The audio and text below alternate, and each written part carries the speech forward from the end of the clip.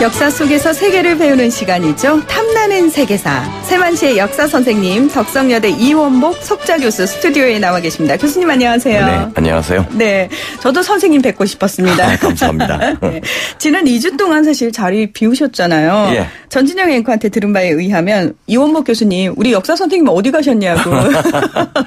제가 18일 동안 러시아 대륙 횡단을 했습니다. 대륙 횡단이요? 예. 9,000km 거리를 기차 타고. 일단 너무 존경스럽고요. 사실 워낙 체력적으로도 쉬운 일은 아니어서. 쉬운 일 안 해요. 굉장히 힘들더라고요. 기차를 타고. 기차 타고. 저희가 그 말로만 들었던. 그 시베리아 대륙 횡단이라고 하는 것이 대개 브라디보스톡에서 출발해가지고 9,288km를 달려서 모스크바까지 가는 과정인데. 그렇죠. 예, 저는 서울에서 만약에 북한의 철결이 열린다면은 모스크바까지 어떻게 갈 수 있을까를 가정했는데 북한이 막혀 있지 않습니까? 네. 그래서 일단 인천에서 단둥 신의주 건너편 글로 와서 거기서부터 기차로 9,000km를 달려가지고 만주로 해가지고 러시아 횡단에서 모스크바에 다녀왔죠. 그 러시아 대륙 횡단 그 한마디로 표현한다면 어떻게 표현할 수 있을까요? 우리가 모르던 러시아의 속사를 보고 오니까 네. 러시아에 대한 새로운 개념이 형성되더라고요. 그래서 이제 푸틴이 왜 등장을 했고, 네. 그리고 러시아란 나라가 어떤 나라이고 그것이 확실하게 이제 좀 약간 그 눈에 잡히는데 네. 그것이 이제 먼 나라 이웃 나라 러시아 편을 쓰고 있기 때문에 거기에 잘 반영될 것입니다. 거기 쓰기 전에 저희 이 시간에 살짝 미리 좀 풀어주시길. 예. 의무 있으시면 대답해 드리겠습니다. 네. 저희가 그 특별한 시간을 마련하도록 하겠습니다. 자, 오늘 교수님께 배워볼 세계사는 바로 중일전쟁인데요. 예. 이 최근 중일전쟁 중에 일본이 독가스를 사용했음을 보여주는 당시 보고서가 처음으로 발견됐다는 뉴스가 나왔거든요. 예. 그러니까 뭐 심증은 있었지만 물증이 없는 이런 상황이었는데. 이 얘기를 하기 전에 우리가 한 가지 알아야 될 게 있습니다. 그 일본 일제시대 때 그 하얼빈 근처에 일본 관동군의 731 부대라는 게 있었습니다. 네. 들어보셨죠? 네, 들어봤습니다. 암호명 마루타, 네, 통나무라는 그 이름으로 불리우는 그건데 이것이 인류 역사에서 찾아보기 힘든 잔인하게 그지없는 생체 실험, 인간 생체 실험 그 기구예요. 네. 여기에서는 뭐 독가스는 물론이고 온갖 세균 할 거 없이 심지어는 사람이 며칠 만에 굶어 죽고 며칠 만에 얼어 죽나 한 번 총을 쏘면 몇 명까지 죽일 수 있나 이런 식으로 정말 말에 입에 담을 수도 없는 그런 끔찍한 실험을 했는데 이제 일본이 패망하니까 그 증거를 다 없애고 그리고 모든 서류를 폐기를 했는데 아마도 그중에 일부가 남아있었던 것 같습니다.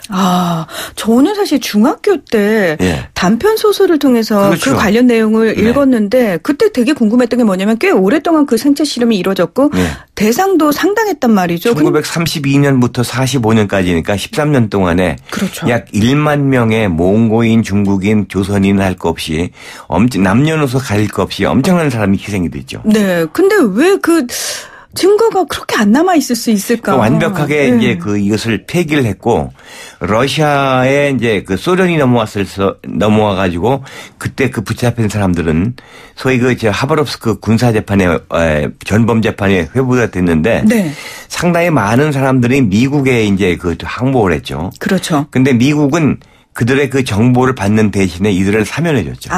네. 그것이 이제 이것을 은폐하는 데 많은 도움이 됐을 겁니다. 네. 사실은 그때 역사적 단죄를 제대로 하지 못했기 때문에 그렇죠. 지금까지도 문제가 이어지는 건데 자, 이 한국도 뭐 계속해서 일본에 대해서 비슷한 문제 제기 저희가 하고 있습니다만 뭐 중국 내에서도 피해자들에 대한 사과, 배상 요구하고 있지만 일본 정부에서 끄덕도 안 하잖아요. 근데 이제 한국하고 중국은 입장이 좀 다릅니다.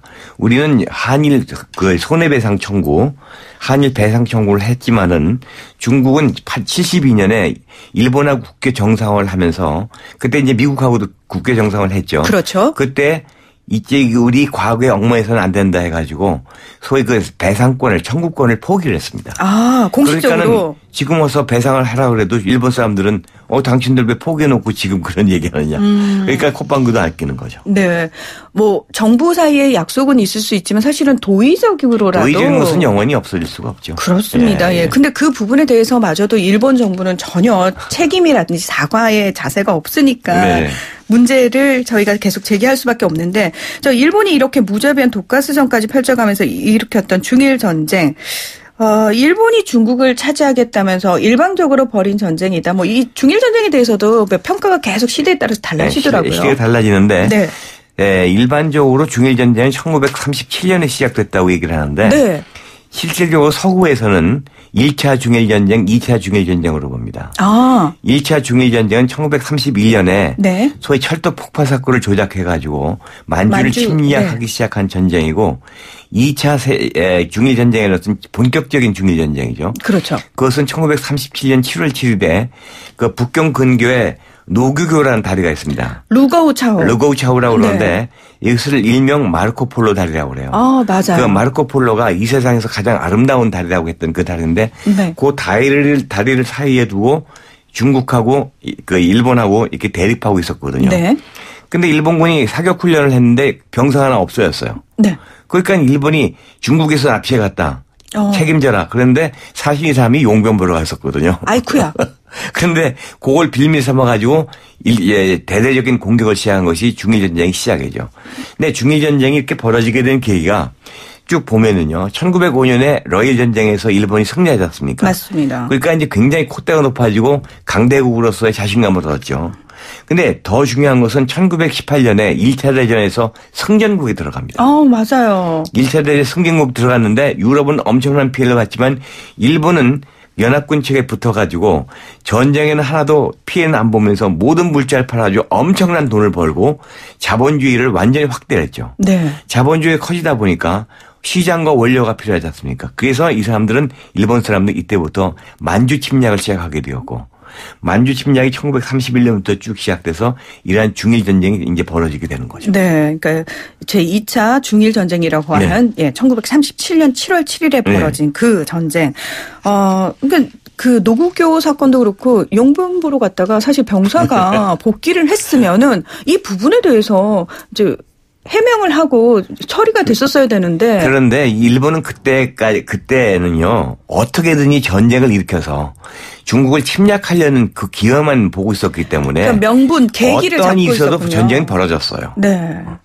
단지 이제 그 병사학은 하나일 뿐인지 네. 더 큰 원인은 당시에 중국이 사분 오열돼 있었죠. 맞습니다. 중국 내부적으로. 네. 그러니까 공산당과 국민당의 그 전쟁, 자본주의 세력과 공산주의 세력의 전쟁, 군벌 등등 할 것 없이 중국이 여러 갈래로 찢어져 가지고 단결이 안 되기 때문에 일본에서 볼 때는 이건 아무것도 아니다. 단숨에 이건 다 먹을 수 있다.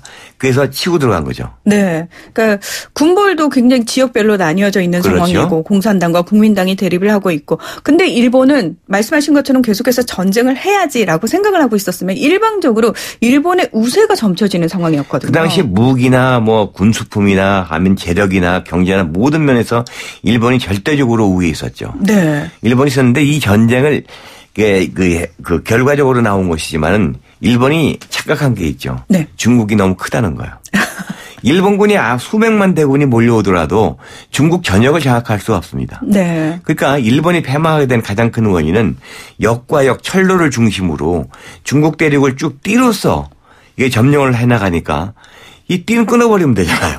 중간에 딱 끊어버리면. 끊어버리니까 네. 게릴라로 끊어버리고 그다음 집중 공격하고 그러니까는 아무리 이 띠를 잇는다 해도 이 중국이 너무 크다 보니까 전부 커버가 안 되는 거죠. 그러니까 일본이라는 나라가 이제 간과한 부분이 그 부분이긴 합니다만 그래서 그런지 유독 이제 중일전쟁 과정에서 끔찍한 참극들이 많이 벌어지는데 그렇죠. 저희가 대표적으로 말씀을 꼭 드려야 되는 게 난징 대학살이죠. 네, 난징 대학살. 그것이 이제 1937년 12월 달인데요.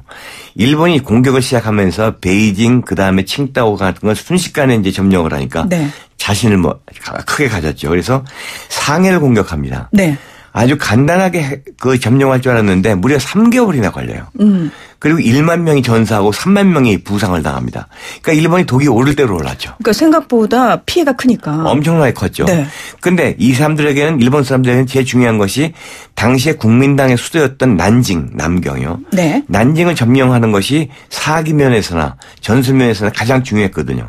그래서 상해를 점령한 다음에 집중적으로 난징을 공격을 해서 며칠 만에 함락에 성공을 했는데 중국인들의 저항 의지를 꺾기 위해서 무자비한 살육을 자행했죠. 네. 그래서 이것이 지금 정확한 통계는 없습니다만은 중국 측 주장에 의하면 약 30만 명을 며칠 동안 이렇게 죽였다.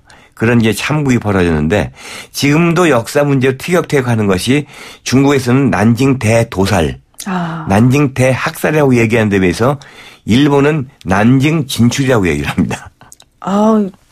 참 이런 표현 어떨지 모르겠습니다만 못됐네요. 진짜 말을 해도. 예. 자기네 역사이기 때문에 아무래도 감싸고 싶었겠죠. 네. 그렇지만 그것은 인류 역사에서 볼 수 없는 참혹한 만행이었습니다. 네. 뭐 그 당시 사진 자료라든지 네. 그 상황을 묘사해 놓은 글을 조금이라도 찾아보시면은 정말 충격적인 얘기들이 너무 많아가지고요. 그때 그 한 문필가가 쓴 글이 유명한 게 있어요. 네. 나는 살아생전에 처음으로 병사들이 어린아이를 하늘에 던지고 창으로 그다음 얘기 않겠습니다. 그런 정도로 참혹한 그 대도사를 한 거죠. 네. 그러니까 정말 살아있는 사람을 상대로 훈련을 했다라고 정말 순화시켜서 표현을 하면 그렇습니다. 그러니까 중국인들 입장뿐만 아니라 뭐 인류 역사적으로도 가슴 아픈 사안이라고 할 수가 있는데 그러니까 이 마지막으로요. 이 중일 전쟁이 좀 없었다면은 지금의 좀 중국이 없었을 것이다라는 그런 아쉬움의 목소리도 나오는데 중일 전쟁이 이 역사에서 갖는 의미를 좀 찾고자 한다면요. 중국인들이 이제 그때 일본을 이길 수 있었던 것은 단결을 했기 때문입니다. 단결해서 일본을 물리칠 수 있었던 민족 정신, 단결 정신인데요. 네. 만약에 이 중일 전쟁이 없었다면은 일본이 미국하고 전쟁을 안 했겠죠. 진주만 공습이 없었을 것이다. 그렇죠. 그러니까 그 일본이 이 만주와 중국에서의 독점을 하기 위해서 미국을 끊기 위한 것이 진주만 공격인데. 네. 이 미국과의 전쟁이 벌어지기 때문에 완전히 세계 역사 바뀌었고 공산당이 득세하게 된 것도 바로 이 중일전쟁 때문이죠. 네. 만약에 중일전쟁이 없었다면은 아마도 세계 역사가 크게 바뀌어 있을 겁니다. 공산당이 어쩌면 집권하지 못했을지도 모르죠. 그러니까요. 예, 국민당 정부가 굳이 타이완으로 가지 않았을 수도. 그랬을 수 있죠. 예, 뭐 역사에서 가정은 참 가정은 안 되죠. 이 역사에는 if가 없습니다. 그러니까요. 예. 자, 오늘 이원복 교수님과 우리 중일 전쟁에 대해서 이야기 나눠봤습니다. 교수님 오늘 고맙습니다. 네, 감사합니다. 네, 지금까지 이원복 덕성여대 석좌 교수였습니다.